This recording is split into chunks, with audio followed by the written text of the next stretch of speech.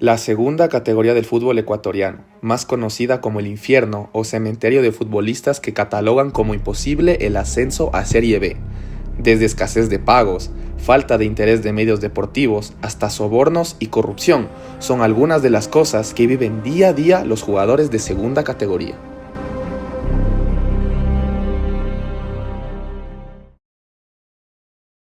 A esta categoría se le apoda el infierno, ya que alrededor de 240 equipos de todo el país compiten solo por dos cupos a Serie B. Cada provincia realiza su respectiva fase para definir los clasificados a los playoffs nacionales. En casos como Guayas, que cuenta con 29 equipos, Manabí con 25, Pichincha con 22 y Esmeraldas con 18, el ascenso se vuelve aún más difícil. Por ejemplo, en Pichincha se realizaron 3 grupos, 2 de 7 equipos y uno con 8. En esta fase por grupos se enfrentan en partidos ida y vuelta, y los dos mejores equipos de cada grupo se clasifican a un hexagonal final para pasar a los playoffs nacionales. Aún no se define el número de cupos que obtendrá Pichincha en la fase nacional. Ya estando en playoffs nacionales, 64 equipos de todo el país se enfrentan desde 32avos en eliminación directa. El campeón y vicecampeón subirán a Serie B, mientras que los demás tendrán que intentar de nuevo todo este recorrido. Y es un poco complicado por la diferencia económica de los equipos y las aspiraciones que tienen cada institución. En nuestro caso, la San Francisco solo es la participación en el torneo de segunda, sí, y queriendo hacer mejor las cosas porque la mayor parte de jugadores son estudiantes y hay muchos jugadores que no han tenido formativas, entonces ahí es un poco más largo el proceso. Sí, es un infierno. Por eso el Deportivo Quito ya lleva 10 años, un equipo tan grande, y no puede salir de ahí. Y por varias razones, cómo está hecho el torneo, eh, los rivales son fuertes, las canchas no ayudan para nada, hay estadios feos y ese tipo de cosas. En la segunda categoría del fútbol ecuatoriano, muchos jugadores no reciben los pagos acordados. La falta de incentivos económicos y el incumplimiento de contratos son problemas frecuentes en varios clubes. Un problema muy grave ahí que es los jugadores al iniciar la temporada eh, cuadran su sueldo con el equipo, pero el problema es que pasando la segunda semana, tercera semana ya se va viendo si es que el equipo va a clasificar o no.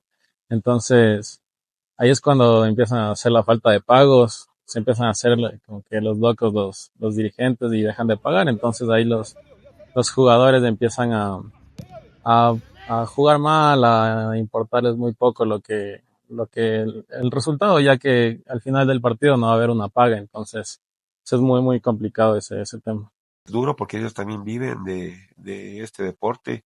Se casan, ustedes saben que ahora se unen, se casan muy pronto, tienen ya hijos, tienen familiares por quien vivir.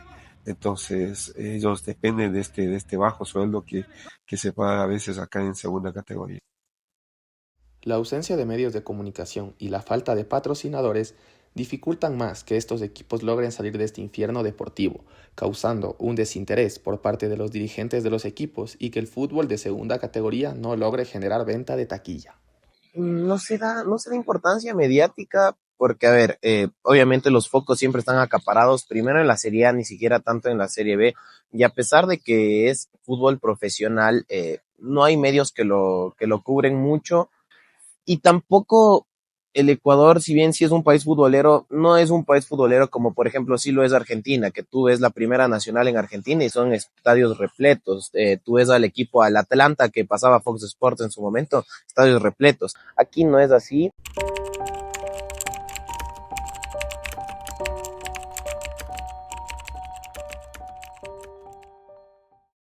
Por eso es que yo propongo que se haga una categoría C y una D probablemente con solo equipos que puedan financiarse, para que el empresario que le guste el fútbol invierta en algo que depende netamente de él, que no tiene un pasivo que arrastrar.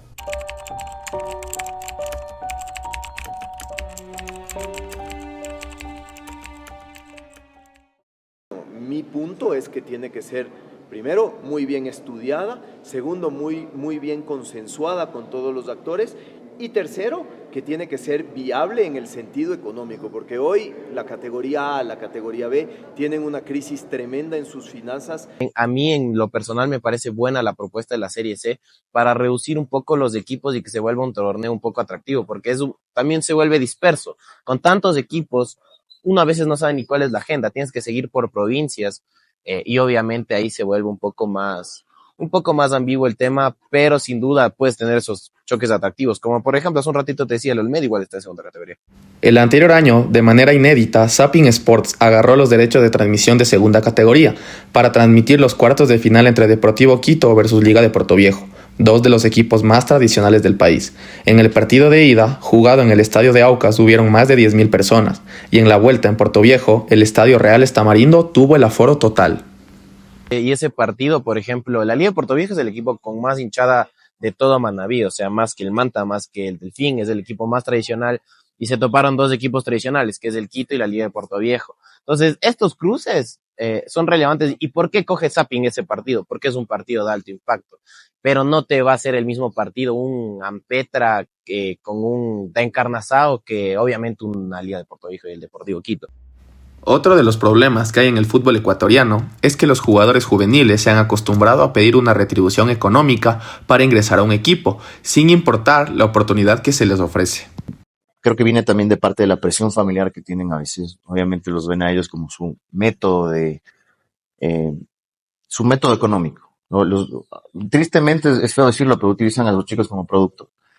Y tienen ese chip instalado en la cabeza. Y la necesidad también los obliga a pedir una retribución económica. Sí hay casos, pero antes de un descarte, siempre prefiero trabajar en la cabeza, conocer a la persona y obviamente si después no hay un progreso en base a eso y no ven el valor que pueden tener en lo personal, en lo deportivo, en lo profesional, la visión que podríamos darle, obviamente termina siendo un caso perdido, ¿no? En ese sentido, pero sí existe.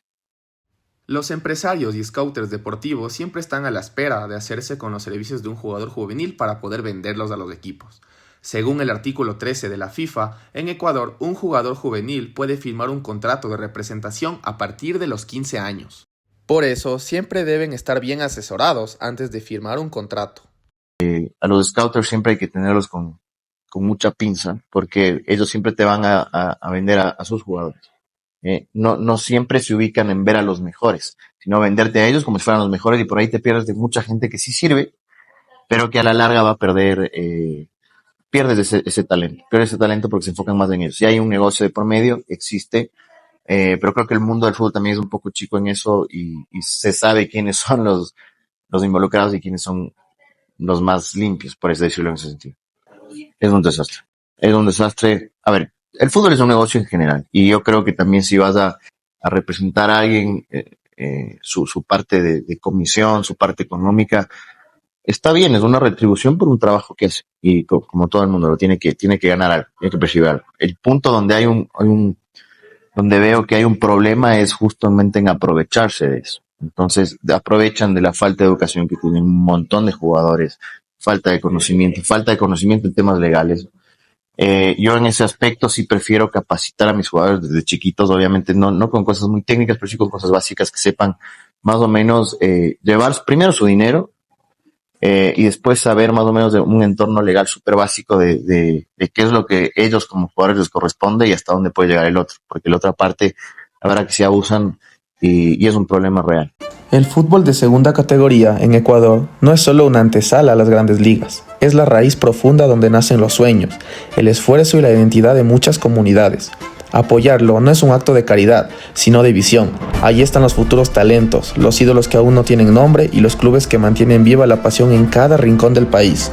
Valorar esta categoría es reconocer que el fútbol ecuatoriano no se construye solo desde la cima, sino desde cada cancha polvorienta, cada hinchada leal y cada jugador que sueña con dejar huella.